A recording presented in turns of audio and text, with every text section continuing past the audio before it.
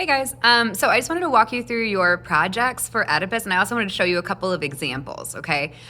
So you have three choices for your project. One is a visual, the other two are kind of creative writings. So if you are not good at drawing, don't choose the visual, right?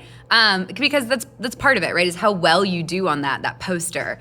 And even for my remote kids, I'm expecting you to create a physical visual, not just a bunch of pictures from the internet posted into a Word document, right? It needs to be like an actual poster, which you will then take pictures of, lots of pictures of, some of a full picture, some in detail, that shows me exactly what your project looks like.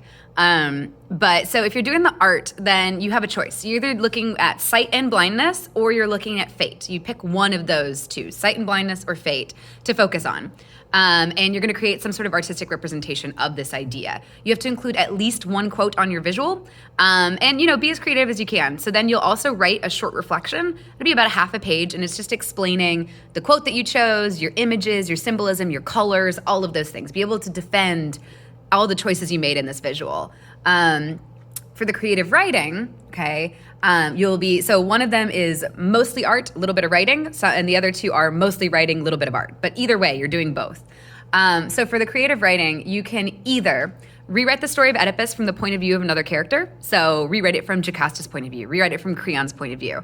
And so you should still deal with the significant events from the play, but a lot of these characters are absent for portions of the play. What are they doing during that time? How do they feel about what Oedipus is doing? That kind of thing. You're looking at about 2 to 4 pages long. And then you're going to create a visual, right? So I've got a couple of examples of that visual here. Oh, and I can't flip it around, of course. So this was one. So he wrote it as an alternate ending or this is an alternate ending one where the shepherd keeps Oedipus and he's raised as a shepherd, and then it's kind of about what happens to him. So he made the kind of this was his visual, and then you'd have a short reflection explaining your visual and explaining your story, like why you made the changes that you did. So you can either rewrite it from somebody else's point of view, or you can change the story. You pick one turning point. So what happens if Oedipus gets eaten by the Sphinx? What happens after? What happens if Oedipus gets killed by Laius at the crossroads? What happens if Oedipus stays in Corinth instead of ever leaving? What happens if Oedipus never marries Jocasta and instead is just like a common person in Thebes? So find a turning point, so where a big decision is made, and then change it, right? And then rewrite your story from that point, okay? And you can either write it in a story format, so you can, rewrite it as a narrative, or you can rewrite it more as like a paper, explaining the different turning point, the events that it'll lead to, and explaining your kind of alternate ending.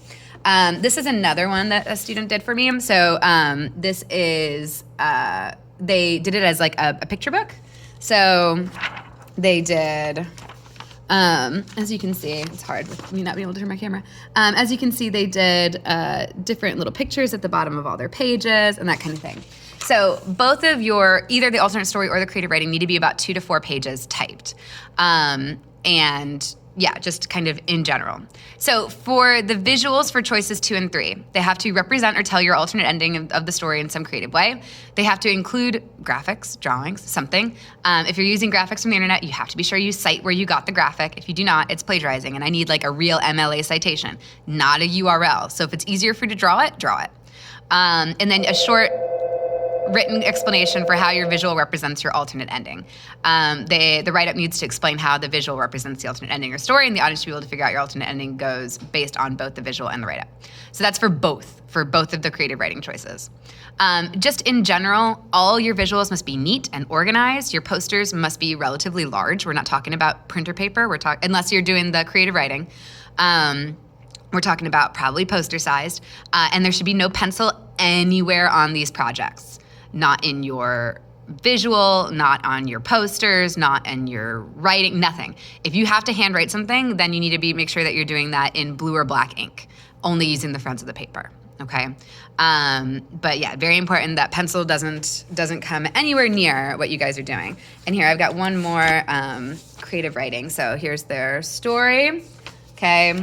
And then this was their visual that they did with it. So the visuals for the creative writing don't need to be super like intense or in depth or anything like that, because the big portion of your project is the actual paper, or is the actual like writing itself. So here are some examples of the visual projects that I've gotten in the past. So this is a cool one because so it says your son is doomed to murder his father and marry his mother, right? We've got Oedipus and Laius and Jocasta here, and then it opens up.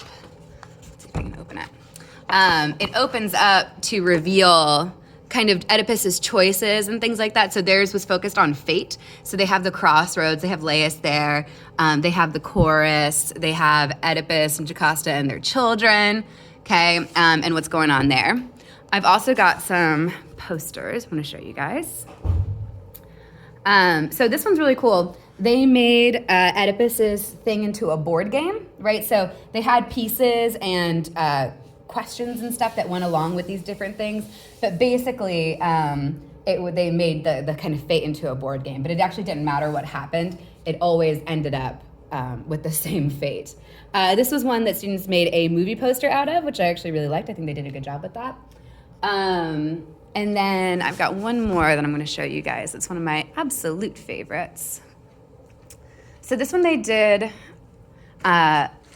like a book, and actually I've had one do a choose your own adventure as well. That was really cool. But it actually didn't matter what choices you made in the story because it always ended up the same. So this one is a giant book, right? So we've got happy stuff going on, okay? You with your precious eyes. This is talking about sight and blindness. So we've got Oedipus and his family. We have the boys sparring and Creon. And then right up here, if you can see, you got a little Ares looking all mad. And then, but when you turn it, you have the reality of the situation, right? So you've got Oedipus and the two daughters. You have the sons who have killed each other at this point. You have Jocasta hung here. You have Ares no longer hiding and looking very pleased with himself. And it says you're blind to the corruption of your life, right? So that was another really cool way that they did sight and blindness. So if you have questions, let me know. If you want to run an idea by me, let me know. But I expect a lot out of these projects. These are our first really real projects. The How Much Land Does a Man Need ones are generally more of a gimme. They're a way to kind of ease you in. So this is really what I'm looking for, some like really cool stuff from you guys. So if you have questions, let me know. Otherwise, I look forward to seeing your projects. Bye, everybody.